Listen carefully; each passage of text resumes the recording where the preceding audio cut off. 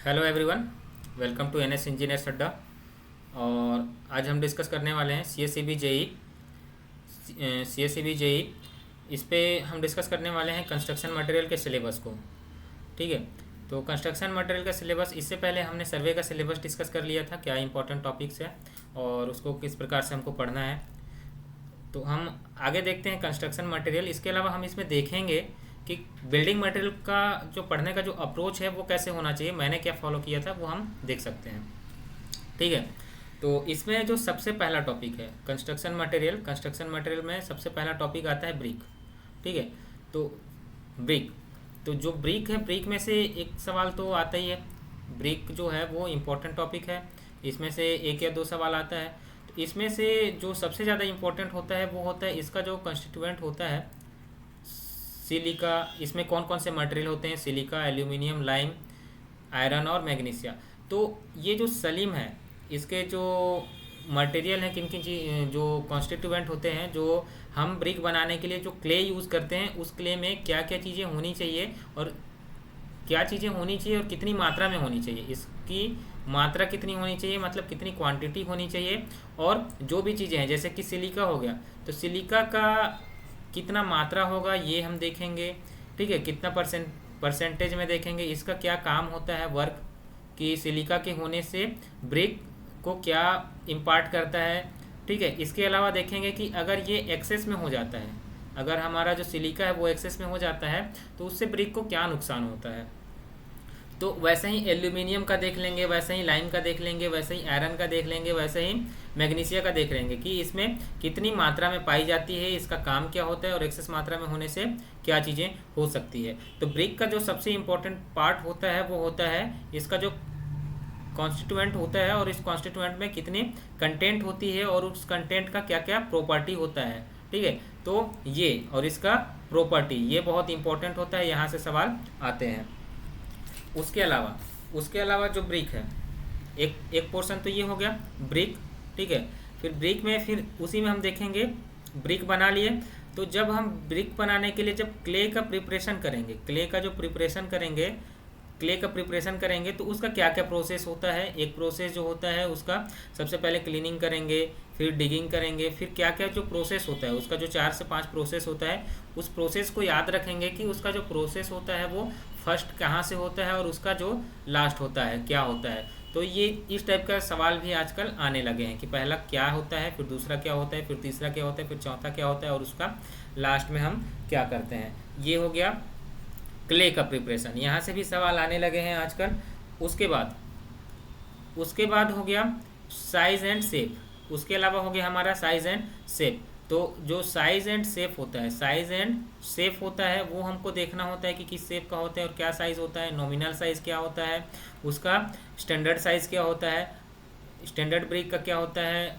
उसके अलावा एक ट्रेडिशनल ब्रिक होता है, उसका नॉमिनल साइज़ क्या होता है, स्टैंडर्ड साइज़ क्या होता है। तो यहाँ से भी एक सवाल आता है, एक दो सवाल यहाँ से आ जाते हैं। एसीएस में भी यहाँ से सवाल पूछा गया है। उसके बाद है इंडियन स्टैंडर्ड क्लासिफिकेशन। ठीक है। ये दिया हुआ है पर यहाँ से चीज़ें इसको इस तरह से ना देखें। इसमें हम देख सकते हैं ब्रिक का क्लासिफिकेशन, इसके बाद फिर हम देख सकते हैं ब्रिक का क्लासिफिकेशन। तो ब्रिक का क्लासिफिकेशन में ज़्यादा हमको नहीं देखना है, फर्स्ट क्लास ब्रिक देखना है और सेकंड क्लास ब्रिक देखना है। फर्स्ट क्लास ब्रिक का क्या क्या प्रॉपर्टी होता है, उसका क्रशिंग स्ट्रेंथ कितना होता है, उसका वाटर एब्जॉर्प्शन कितना होता है।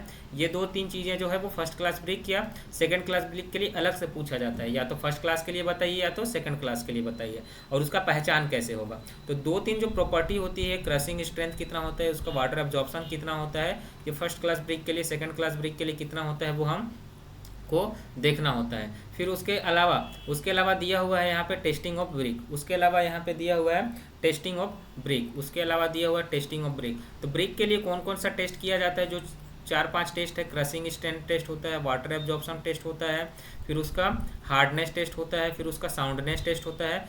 तो ये जो 4-5 टेस्ट होते हैं वो 4-5 टेस्ट हमको देख लेना है ब्रिक का। तो इसको हमको कैसे देखना है, इसके लिए आपको लगाना है एसएससी जेई का आईएएस मास्टर वाला जो प्रीवियस ईयर आता है, वहाँ से आप सवाल लगाएंगे जब ब्रिक का। तो जब आप क्वेश्चन लगाएंगे तो उस पर्टिकुलर क्वेश्चंस के अलावा उसका जो सॉल्यूशन दिया हुआ है डिटेल में, उसका जो सॉल्यूशन डिटेल में दिया हुआ है, तो उन जो एक ऑप्शन सही है उसके अलावा जो 3 ऑप्शन है उन 3 ऑप्शन के बारे में भी हमको पढ़ते हुए चलना है। ठीक है, अगर बिल्डिंग मटेरियल हम लोग पढ़ रहे हैं तो सिर्फ नोट्स पढ़ना इंपॉर्टेंट नहीं होता है। ये एक थ्योरी सब्जेक्ट है, पता है, लेकिन थ्योरी सब्जेक्ट को भी ऐसा नहीं पढ़ना है कि हम सिर्फ नोट्स पढ़ रहे हैं और नोट्स पढ़ के हम एग्ज़ाम देने जा रहे हैं, तो वैसा में हमारा एग्ज़ाम क्लियर नहीं होता है, वहाँ पे चीज़ें भूलने जैसा लगता है। तो इसके लिए क्या होता है कि क्वेश्चन प्रैक्टिस करना इंपॉर्टेंट होता है। क्वेश्चन प्रैक्टिस के साथ आप नोट्स पढ़िए। एक बार आप नोट्स पढ़िए, एक रीडिंग नोट्स का पढ़ लिए, उसके बाद क्वेश्चन प्रैक्टिस करेंगे, उसके बाद फिर जो भी चीज़ें छूटी हुई है उसको उस अपने नोट्स में ऐड करेंगे, फिर क्वेश्चन प्रैक्टिस कंटिन्यू करेंगे, कम से कम 3 से 4 बार क्वेश्चन प्रैक्टिस करेंगे, तो इसका सब कुछ हमको पता चलता जाएगा धीरे धीरे। फिर इसमें क्वेश्चंस कितना भी घुमा के पूछे हमसे बन जाना है। तो जो पहला पार्ट होता है ब्रिक हमने देख लिया। ठीक है, ब्रिक में कितना, इसका first class second class brick देख लेंगे, ब्रिक का प्रॉपर्टी देख लेंगे, इसका जो मटेरियल होता है इसमें जो ब्रिक जो जिस क्ले से बनता है उस क्ले में कौन कौन से कॉन्स्टिट्यूएंट होने चाहिए, उसका कंटेंट और उसकी प्रॉपर्टी, कौन प्लास्टिसिटी प्रोवाइड करता है, कौन स्ट्रेंथ प्रोवाइड करता है, ये सब चीज़ें। ठीक है, उसके बाद फिर हमारा दूसरा टॉपिक है एग्रीगेट।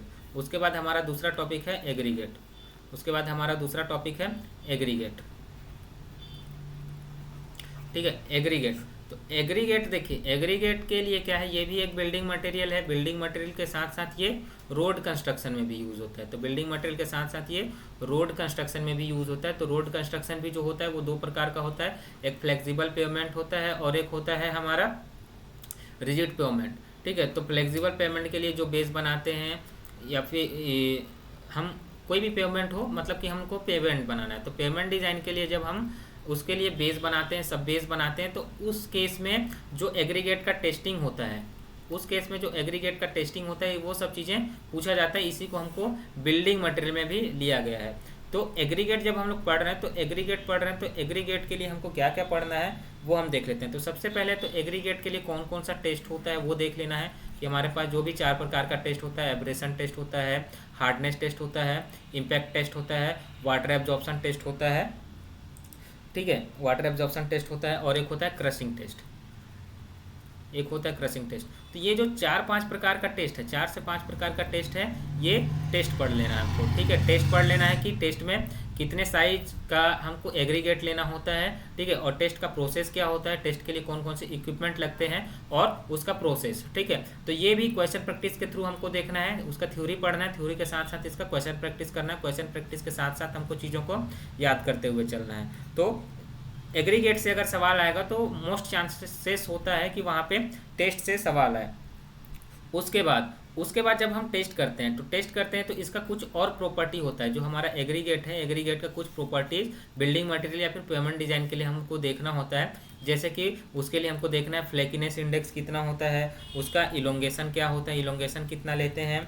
उसके अलावा देखते हैं हम लोग एंगुलैरिटी नंबर क्या होता है, उसका स्पेसिफिक ग्रेविटी कितना होता है। ठीक है, उसके अलावा हमको देखना होता है कि जो एग्रीगेट होता है उसका फाइननेस मॉडुलस कितना होता है। ठीक है, 3-4 ग्रेड का एग्रीगेट लगा हुआ है, तो उसके हिसाब से हमको देखना होता है कि फाइननेस मॉडुलस कितना होता है। इसके अलावा देखना होता है बल्किंग ऑफ सैंड। ठीक है, ये भी एग्रीगेट का ही पार्ट होता है, बल्किंग ऑफ सैंड। यहाँ से 1-2 सवाल पूछा जाता है कि बल्किंग ऑफ सैंड जब होता है, बल्किंग ऑफ सैंड के लिए वाटर एब्जॉर्प्शन जो वाटर रिक्वायर्ड होता है, तो वाटर का क्या परसेंटेज होना चाहिए। ठीक है, जैसे कि 4 से 6% में उसका वॉल्यूम बहुत ज़्यादा दिखाने लगता है, फिर वाटर का ऐड करते हैं तो वॉल्यूम कम होने लगता है। तो ये वाटर का परसेंटेज को बताता है बल्किंग ऑफ सैंड। छोटा सा टॉपिक है, वो ऐड कर दिया है, तो वो बल्किंग ऑफ सैंड यहाँ से पूछता है। ठीक है, तो बल्किंग ऑफ सैंड हो गया। ठीक है, तो यहाँ से हम देख लिए क्लासिफिकेशन ऑफ एग्रीगेट देख लिए, बल्किंग ऑफ सैंड देख लिए और उसका टेस्ट देख लिए, क्लासिफिकेशन देख लिए। ठीक है, तो ये 4-5 चीज़ें जो है, ठीक है, एग्रीगेट में 4-5 चीज़ें। सबसे ज़्यादा इंपॉर्टेंट हो जाएगा हमारा टेस्ट के अलावा हो जाएगा ये जो प्रॉपर्टी होती है, फ्लैकीनेस इंडेक्स, इलोंगेशन, एंगुलैरिटी, उसके बाद उसका स्पेसिफिक ग्रेविटी, फाइननेस मॉडुलस और बल्किंग ऑफ सैंड। ठीक ठीक है। तो ये 4-5 चीज़ें हैं, ये 4-5 चीज़ें हमको देख लेना है एग्रीगेट के बारे में। तो एग्रीगेट के बारे में हो गया। एग्रीगेट से सवाल थोड़ा सा कम आता है, ठीक है। एग्रीगेट से सवाल हमेशा नहीं पूछा जाता है, रैंडम पूछा जाता है 1 से 2 बार, मतलब 4-5 एग्जाम हुआ है तो 4-5 एग्जाम में एक आध बार ही पूछा जाएगा, ठीक है। उसके बाद हो गया हमारा सीमेंट, ठीक है। सीमेंट बहुत इंपॉर्टेंट सीमेंट जो है वो इम्पोर्टेंट टॉपिक है। सीमेंट जो है वो बहुत इंपॉर्टेंट है, बिल्डिंग मटेरियल का सबसे इंपॉर्टेंट पार्ट होता है सीमेंट। तो सीमेंट में भी सेम चीज़ देखना है कि उसमें सिलिका कितना होता है, एल्यूमिनियम कितना होता है, लाइम कितना होता है, आयरन कितना होता है, मैग्नीशियम कितना होता है। इसमें जो कॉन्स्टिट्यूएंट होता है, इस कॉन्स्टिट्यूएंट का हमको देखना है कंटेंट, उसका देखना है हमको कंटेंट के अलावा देखना है कि जो भी कंटेंट है उस कंटेंट की क्या प्रॉपर्टी होता है, और उसके अलावा उसका एक्सेस मात्रा में होने से सीमेंट में क्या प्रभाव होता है, ये चीज़ हमको देखना है, ठीक है। कॉम्पोजिशन और उसका प्रॉपर्टी। उसके अलावा देख लेना है हमको, उसके अलावा हम आगे देखते हैं इसी में, कॉम्पोजिशन और प्रॉपर्टीज़ देख लिए, ठीक है। उसके बाद वर्क कंपाउंड में से तो बहुत क्वेश्चंस आते हैं वर्क कंपाउंड में। इसके जो भी 4 वर्क कंपाउंड है, जैसे कि C2S हो गया, C3S हो गया, C3A हो जाता है, ठीक है। ऐसा करके 4 वर्क कंपाउंड हैं, ठीक है। ऐसा करके 4 वर्क कंपाउंड होता है। ये जो चारों वर्क कंपाउंड है उसका जो भी प्रॉपर्टीज होता है कि अर्ली स्ट्रेंथ कौन देता है, हार्डनेस कौन प्रोवाइड करता है, लॉन्ग टर्म कौन करता है, उसमें सेटिंग कौन करता है, सीमेंट को सेट कौन करता है, सेट करने का काम किसका होता है, ठीक है। ये सब चीज़ें हमको देखना है। C3A हो गया और एक होता है C4A। तो ये जो 4 कंपाउंड है वर्क कंपाउंड, इस 4 वर्क कंपाउंड में चारों की जो भी प्रॉपर्टी होती है कि C2S को क्या करता है, C3S क्या करता है, अर्ली स्ट्रेंथ कौन प्रोवाइड करता है, इसका पूरा नाम क्या क्या होता है, तो ये सब चीज़ें जो है वर्क कंपाउंड वहाँ से सवाल पूछता है, ठीक है। या तो सीमेंट में पूछेगा यहाँ से कि इसका जो कॉन्स्टिट्यूएंट होता है उसका कंटेंट पूछ सकता है, जैसे कि एल्यूमिनिया होता है तो एल्यूमिनिया का क्या परसेंटेज होता है, या फिर एल्यूमिनिया जो होता है सीमेंट में क्या काम करता है, जिप्सम जो होता है सीमेंट में क्या काम करता है, तो उसका वर्क, ठीक है। मतलब जो भी कंटेंट है उसका प्रॉपर्टी या उसका वर्क ज़्यादा होता है तो क्या दिक्कत होता है, ये सब चीज़ें। कलर कौन प्रोवाइड करता है, कलर कौन प्रोवाइड करता है, ये सब चीज़ें हमको देखना है, ठीक है। उसके बाद वर्क कंपाउंड हो गया। हीट ऑफ हाइड्रेशन में कुछ विशेष अलग से नहीं आता है, ठीक है। उसके बाद हमको देखना होता है सीमेंट का टेस्ट, ठीक है। सीमेंट का टेस्ट जो भी 6-7 प्रकार का जो टेस्ट है वो देखा जाता है। फील्ड में कैसे टेस्ट किया जाता है वो देखा जाता है, लैब में क्या क्या टेस्ट किया जाता है वो चीज़ें हमको देखना होता है, ठीक है। फिर उसके बाद देखा जाता है टाइप ऑफ सीमेंट, उसके बाद देखना है हमको टाइप ऑफ सीमेंट, उसके बाद हमको देखना है type of cement. Type of cement में सभी टाइप के सीमेंट, जैसे कि वो ऑर्डिनरी पोर्टलैंड सीमेंट, फिर पोजोलाना सीमेंट, ठीक है। पोजोलाना सीमेंट में पोजोलाना किस मटेरियल का होता है, पोजोलाना की क्या प्रॉपर्टीज़ होती है वो, या फिर देखना है कि हमको क्विक सेटिंग सीमेंट चाहिए तो क्विक सेटिंग सीमेंट का जो सेटिंग टाइम कितना होता है, ठीक है। मतलब कि जो 4-5 प्रकार का सीमेंट है, OPC, PPC, quick setting, rapid hardening cement, हमको वाटर में कंस्ट्रक्शन करना है तो उसके लिए कौन सा सीमेंट यूज़ करेंगे, तो ये सब चीज़ें जो है ना टाइप ऑफ सीमेंट पढ़ेंगे। तो टाइप ऑफ सीमेंट पढ़ने के बाद जब हम इसमें से क्वेश्चंस लगाते हैं, टाइप ऑफ सीमेंट पढ़ने के बाद जब हम इसमें क्वेश्चंस लगाएंगे तो उसमें पता चलेगा हमको चीज़ें कि क्वेश्चंस एग्जाम में कैसे पूछा जाता है। जैसे कि क्विक सेटिंग सीमेंट पूछ दिया तो क्विक सेटिंग सीमेंट तो पूछे हैं, लेकिन एग्जाम में कैसे पूछा जाता है कि अंडर वाटर कंस्ट्रक्शन करना है तो कौन सा सीमेंट यूज़ करेंगे, तो उस केस में हमको दिमाग चलाना पड़ता है कि हमको कौन सा सीमेंट करना है। अगर वहीं पे कि हमको जहाँ पे केमिकल यूज़ किया जा रहा है वहाँ पे, या फिर नाली कोई भी हमको नाली बनाना है तो नाली में बहुत प्रकार के केमिकल बहेंगे, तो उसमें हमको नाली बनाना है तो नाली बनाने के लिए कौन सा सीमेंट यूज़ करेंगे, या फिर जो बड़ा स्ट्रक्चर होता है जैसे कि डैम बनाना है तो डैम बनाना है तो श्रिंकेज ना हो उसके लिए कौन सा सीमेंट यूज़ किया जाता है, वो सब चीज़ें। तो सवाल वैसे पूछा जाता है। तो जैसे हम एक बार नोट्स पढ़े, नोट्स पढ़ने के बाद हम क्वेश्चंस लगाएंगे, तो क्वेश्चंस लगाने के बाद हमको कन्फ्यूज़न क्रिएट होगा, उसके बाद जब चीज़ें याद होगी तब हमारा उसमें एग्जाम्स का तैयारी होता जाएगा, ठीक है। एक बार नोट्स पढ़ दिए और एक बार क्वेश्चंस लगा दिए, या फिर एक बार नोट्स पढ़ के क्वेश्चन लगाए, फिर हमेशा खाली नोट्स पढ़ रहे हैं, तो सिर्फ नोट्स पढ़ने से हमारा सिलेक्शन नहीं होगा। सिलेक्शन कब होगा, जब हम लोग एक बार नोट्स पढ़े और 5 बार क्वेश्चंस लगा रहे हैं, ठीक है। 5 बार क्वेश्चंस लगा रहे हैं और बहुत ज़्यादा बुक नहीं रखना है हमको, कंटेंट हमको सीमित रखना है, कंटेंट हमको सीमित रखना है। कंटेंट 2 या 3 बुक लगाइए आप, एसएससी ईएसी और गुप्ता एंड गुप्ता 3 बुक लगाइए, एसएससी ईएसी और गुप्ता की 3 बुक को लगाइए। इन 3 बुक के अलावा आपको चौथा बुक लगाने का जरूरत नहीं है। कंटेंट को लिमिट रखिए और इसी कंटेंट में आप 4 बार 5 बार लगाते रहिए, आपको बहुत अच्छा तैयारी हो जाएगा। ठीक है, उससे ज़्यादा नहीं आता है, इससे ज़्यादा नहीं आता है। 90% से 95% यहीं से क्वेश्चंस आते हैं। अब इतना परसेंट क्वेश्चंस आ जाता है तो हमारा सिलेक्शन जो है वो लगभग तय हो जाता है। 80% स्कोर भी कर लेंगे तो सिलेक्शन लगभग तय हो जाता है। तो सीमेंट के बारे में देख लिए, सीमेंट का प्रॉपर्टी देख लिए, सीमेंट का टाइप देख लिए, उससे ज़्यादा सीमेंट में नहीं पूछा जाता है। उसके बाद हमारा आ जाता है सीमेंट में ही देख लेंगे कि मोटार, सीमेंट का ही एक पार्ट आ जाता है मोटार। सीमेंट में ही हमको देख लेना है मोर्टार। तो मोर्टार में कुछ विशेष नहीं है। मोर्टार में क्या देखना है कि मोर्टार कितने टाइप का होता है, और जो प्लास्टरिंग करते हैं एक टेबल आपको दिखेगा प्लास्टरिंग का कि वॉल का इंटरनल प्लास्टर है, इंटरनल प्लास्टर और एक्सटर्नल प्लास्टर। ठीक है, तो इंटरनल प्लास्टर के लिए क्या रेशियो होता है, एक्सटर्नल प्लास्टर के लिए क्या रेशियो होता है, किस टाइप का बिल्डिंग में क्या रेशियो होता है, एक टेबल है, उस टेबल को देख लेंगे। वहाँ से जेई में बहुत सारा सवाल आता है, वहाँ से जेई में बहुत सारा सवाल आता है। ठीक है, तो वो हो गया मोर्टार। ठीक है, उसके बाद सुटेबिलिटी मतलब वही कि कहाँ पे किस टाइप का मोर्टार यूज़ किया जाता है, किस रेशियो का मोर्टार को यूज़ करते हैं। इसके अलावा देखेंगे कि कंक्रीट, इसके अलावा देखेंगे कंक्रीट। कंक्रीट सबसे ज़्यादा इंपॉर्टेंट है। कंक्रीट से 3 से 4 सवाल कंक्रीट वाले टॉपिक से ही आ जाता है। ठीक है, यही जो कंक्रीट वाला जो टॉपिक है इसी को हम लोग आरसीसी में भी देखेंगे। ठीक है, कंक्रीट टेक्नोलॉजी में भी देखेंगे, यहाँ पे भी दिया गया है ये, तो कंक्रीट टेक्नोलॉजी के नाम से भी दिखेगा ये आरसीसी में। ठीक है, आरसीसी में भी दिख जाता है इसका, और कंक्रीट टेक्नोलॉजी में भी दिख जाएगा, बिल्डिंग मटेरियल में भी दिख जाएगा। तो जो हमारा कंक्रीट है, कंक्रीट बहुत इंपॉर्टेंट टॉपिक है। कंक्रीट जो होता है बहुत ज़्यादा इंपॉर्टेंट टॉपिक होता है। इसमें बहुत सारे इसके सब टॉपिक्स होते हैं। तो कंक्रीट को बहुत अच्छे से हमको देखना है, कंक्रीट को बहुत अच्छे से हमको देखना है। तो कंक्रीट में हमको क्या क्या चीज़ें देखना है वो मैं बता देता हूँ। ठीक है, तो सबसे पहले कंक्रीट किन चीज़ों से मिलके बनता है, जो भी वाटर, सीमेंट, सैंड और एग्रीगेट। उसके अलावा अगर एडमिक्सर लग रहा है तो ठीक है, नहीं लग रहा है तो ठीक है। तो ये 4-5 चीज़ों से मिलके बना हुआ है। तो इसका क्या ग्रेड होगा, कितना कितना मिलाएंगे तो क्या ग्रेड होगा। तो ग्रेड से सवाल पहले पूछा जाता है कि M20 का क्या रेशियो है, M15 का क्या रेशियो। अब थोड़ा सा यहाँ से सवाल पूछना कम कर दिया है। ठीक है, जो हमारा ग्रेड बटा हुआ है, ऑर्डिनरी ग्रेड होता है, एक स्टैंडर्ड होता है और एक हाई स्ट्रेंथ कंक्रीट होता है। उस ग्रेड में पूछा जाता है कि इसमें कितने नंबर्स ऑफ ग्रेड, इस ऑर्डिनरी ग्रेड ऑफ कंक्रीट में कितने नंबर्स हैं, या फिर कहाँ से कौन से ग्रेड से कौन से ग्रेड तक इसमें है। फिर स्टैंडर्ड जो कंक्रीट होता है उसमें कौन से ग्रेड से कौन से ग्रेड तक होता है। हाई स्ट्रेंथ कंक्रीट क्या होता है, कौन से ग्रेड से कौन से ग्रेड तक का होता है, वो पूछा जाता है। आजकल मिक्स रेशियो नहीं पूछा जाता है। तो सबसे पहले इसका क्वांटिटी से रिलेटेड चीज़ें पूछता है आजकल, स्ट्रेंथ के हिसाब से।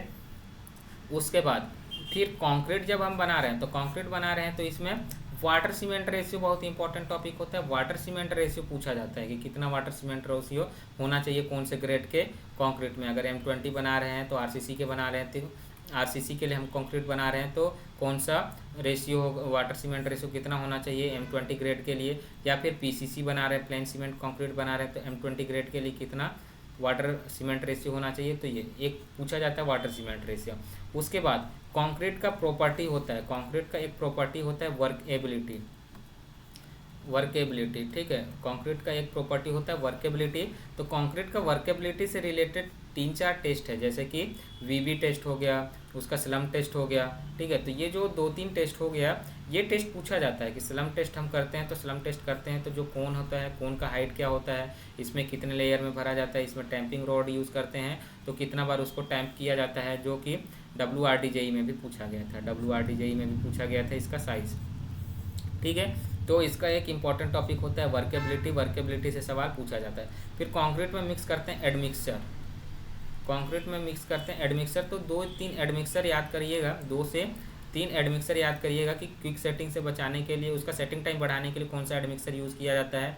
बर्फ़ वाले जगह पे हमको कंक्रीट बनाना है तो कौन सा एडमिक्सचर यूज़ किया जाता है। ठीक है, ट्रांसपोर्टेशन के लिए एक जगह से दूसरी जगह पे ले जाना है तो कौन सा एडमिक्सचर यूज़ किया जाता है। तो ये एडमिक्सचर वाला पार्ट भी कभी कभी पूछता है, हालांकि थोड़ा सा कम पूछता है। तो कंक्रीट में कंक्रीट का वाटर सीमेंट रेशियो, कंक्रीट का वाटर सीमेंट रेशियो, वर्केबिलिटी, ये सब चीज़ें हो गया। फिर कंक्रीट के बाद कंक्रीट जब हार्ड होता है, कंक्रीट जब हार्ड होता है तो हार्ड होने के बाद कंक्रीट हार्ड होता है तो हार्ड होने के बाद कंक्रीट का जो टेस्ट होता है, ठीक है, अनडिस्टर्ब टेस्ट होता है। तो वो टेस्ट के बारे में देख लेंगे कि अनडिस्टर्ब टेस्ट कौन कौन से होते हैं, क्या क्या नाम होता है और कैसे किया जाता है, वो होता है।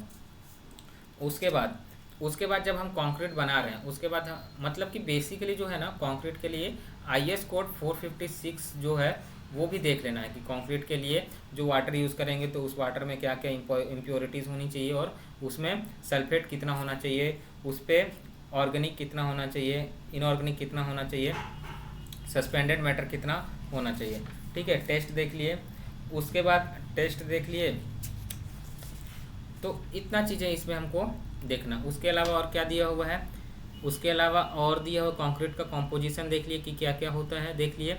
इट्स ग्रेड देख लिए, ग्रेड में फिर ऑर्डिनरी, स्टैंडर्ड और ये देख लिए टाइप ऑफ कंक्रीट, ठीक है।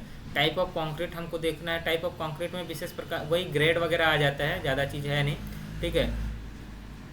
फिर इसमें कुछ और टर्म्स आता है, जब हम लोग कंक्रीट पढ़ते हैं ना तो कंक्रीट में और टर्म्स आ जाता है कंक्रीट में, जैसे कि उसका कुछ डेफिनेशन, सेग्रीगेशन क्या होता है, ब्लीडिंग क्या होता है, ठीक है, सेग्रीगेशन क्या होता है, ब्लीडिंग क्या होता है, हार्सनेस क्या होता है, ठीक है। इसका टेंसाइल स्ट्रेंथ टेस्ट क्या होता है, कॉम्प्रेसिव स्ट्रेंथ टेस्ट क्या होता है।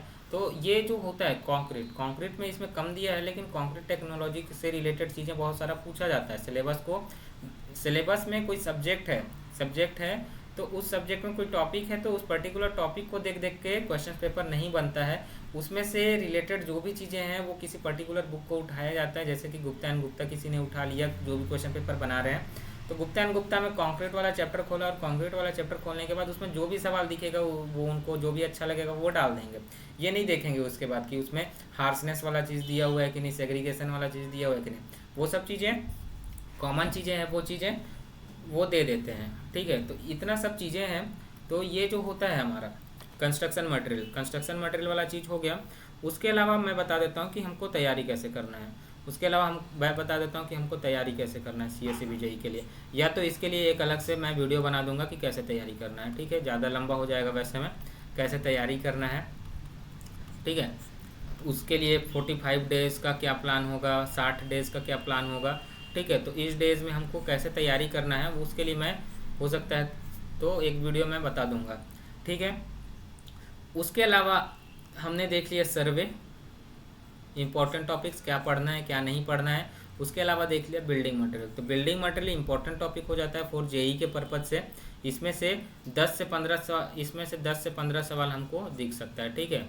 वेटेज तो वैसे 7 से 8 का एवरेज है, लेकिन बिल्डिंग मटेरियल JEE के लिए थोड़ा सा ज़्यादा इंपॉर्टेंट हो जाता है। वो 10-12 सवाल उसमें से पूछा जा सकता है, और सबसे ज़्यादा सवाल पूछा जा सकता है कंक्रीट से आपको 3 से 4 सवाल वो पूछ सकता है, ठीक है। सीमेंट से पूछ दिया 2 सवाल, ब्रिक से पूछ दिया 2 सवाल, ठीक है। 1-2 सवाल ब्रिक से पूछ दिया और 1-2 सवाल मोटार से पूछ दिया। तो ऐसे करके वो 10 सवाल तक वो पहुंचा सकता है। 10-12 सवाल वो पहुंचा सकता है, ठीक है। तो बिल्डिंग मटेरियल बहुत ज़्यादा इंपॉर्टेंट होता है। इसको अच्छे से पढ़ेंगे मतलब कि एक बार नोट्स पढ़ेंगे, फिर क्वेश्चन प्रैक्टिस करेंगे, फिर उसके बाद जो भी नोट्स है, जो भी चीज़ें हमारा छूट रहा है उसको पढ़ेंगे, फिर क्वेश्चन प्रैक्टिस। अब जो क्वेश्चन प्रैक्टिस कर रहे हैं ना, तो इस क्वेश्चन प्रैक्टिस में थोड़ा सा डिटेल में देखेंगे। इस क्वेश्चन प्रैक्टिस को करते करते क्या है कि इस दूसरी बार जब हम क्वेश्चन प्रैक्टिस करेंगे तो जो भी हमारा चीज़ें छूटा हुआ है उसको कवर करते हुए चलेंगे। इसको रहने दीजिए, उसको कवर करते हुए चलेंगे। जो भी चीज़ें हमारा छूटा हुआ है उसको हम कवर करते हुए चलेंगे। इसके अलावा हमको देखना है, इसके अलावा मैं बता देता हूँ कि इसके अलावा आपको कुछ क्लासेस का ज़रूरत होगा तो आप क्लासेस भी कर सकते हैं, ठीक है। उसके लिए आप क्लासेस भी ज्वाइन कर सकते हैं, ठीक है। अभी दिवाली के बाद अभी कोई भी वीडियो देखेंगे तो मतलब कि जो भी दिवाली हो रही है, दिवाली के बाद जो भी क्लासेस स्टार्ट होगी उसमें स्ट्रक्चर से रिलेटेड हम चीज़ें पढ़ेंगे, कवर करेंगे, जिसमें इसके लिए मैं एक सेपरेट वीडियो बना दूंगा, आप लोग देख लीजिएगा, ठीक है। इसमें इतना ही है बिल्डिंग मटेरियल के लिए जो इम्पोर्टेंट टॉपिक है, ठीक है। उसके बाद और किसी प्रकार का क्वेरी होगा तो आप लोग कांटेक्ट कर सकते हैं, ठीक है। Thank you. और इसके अलावा टेस्ट सीरीज़ भी है, ठीक है। इसके अलावा आप टेस्ट सीरीज़ लगाते रहिए, इसके अलावा आप टेस्ट सीरीज़ लगाते रहिए। टेस्ट सीरीज़ में क्या है, सब्जेक्ट वाइज लगाइए और उसके बाद फिर फुल लेंथ लगाइए। सब्जेक्ट वाइज कब लगाना है, देखिए ऐसे अपने आप को टेस्ट जब देना है जब हमारा सब्जेक्ट पूरा कंप्लीट हो जाएगा। ऐसे नहीं कि भाई अब टेस्ट के हिसाब से हमको परखना है कि हमको क्या पढ़ना है क्या नहीं पढ़ना है, वो नहीं। पहले सब्जेक्ट को कंप्लीट करिए। सब्जेक्ट में जब कॉन्फिडेंस आ जाए, सब्जेक्ट में जब कॉन्फिडेंस आ जाए, सब सवाल बनने लगे, उसके बाद फिर हमको सब्जेक्ट का टेस्ट देना है। अब सब्जेक्ट का टेस्ट दे रहे हैं, उसके बाद ही आपको पता चलेगा कि आपका कितना चीज़ें बन रहा है, आप कितने चीज़ों में श्योर हैं, कितने चीज़ों में श्योर नहीं है, ठीक है। तो आपको टेस्ट देना भी ज़रूरी है, टेस्ट देते रहिए। उसके बाद जब सारा सब्जेक्ट कंप्लीट हो जाएगा, उसके बाद आप दीजिए full length test. Full length test देने में क्या होता है, जो भी आप 12-13 सब्जेक्ट पढ़े हैं ना, उसका एक रिवीजन हो जाता है कि कौन सा सब्जेक्ट से आप अच्छे से बना पा रहे हैं, कौन से सब्जेक्ट से अच्छे से नहीं बना पा रहे हैं, ठीक है। एग्जाम में भी कुछ क्वेश्चंस ऐसे दिखेंगे जो किसी से नहीं बना, किसी से बनेगा, किसी से नहीं बनेगा, और आपको टेस्ट सीरीज में भी वैसे दिखेगा। कॉमन सवाल आप लोगों से बनना ही बनना चाहिए, कॉमन सवाल जो है वो आप लोगों से बनना ही बनना चाहिए। तो कॉमन सवाल के अलावा जो कुछ याद करने वाला है, याद करने वाला सवाल को भी आप लोग लिखते हुए चलिएगा। कुल मिला के मेहनत एक बार करनी होती है, बहुत अच्छे से मेहनत कर दिए ना, बहुत अच्छे से मेहनत कर दिए, उसके बाद वो चीज़ें ना लंबे समय तक याद रहता है। फिर नया चीज़ें आपको ऐड करने का ज़रूरत नहीं होगा। फिर कोई भी अभी जेई का एग्ज़ाम दे रहे हैं, तो जेई के एग्ज़ाम के बाद अगर आपको लगता है कि आपको एई का तैयारी करना है, तो आप उसी तैयारी से कंटिन्यू कर सकते हैं। कई लोग क्या पूछते हैं, कई लोग पूछते हैं कि भाई एई के लिए कैसे तैयारी करूं, जेई के लिए कैसे तैयारी करूं, ठीक है, क्या स्ट्रेटेजी होना चाहिए, एसएससी के लिए कैसे तैयारी किया जाए, क्या स्ट्रेटेजी होना चाहिए। देखिए, तो सिविल इंजीनियरिंग अगर हमको पढ़ना है ना, तो सिविल इंजीनियरिंग एई के लिए पढ़ें या जेई के लिए पढ़ें या एसएससी जेई के लिए पढ़ें, ठीक है। एक ही स्ट्रेटेजी है कि आपको नोट्स पढ़ना है, क्वेश्चन प्रैक्टिस करनी है, और क्वेश्चन प्रैक्टिस करने के लिए आपको एसएससी जेई का प्रीवियस ईयर लगाना है, एसएससी जेई का प्रीवियस ईयर लगाना है, और गुप्ता एंड गुप्ता लगाना है।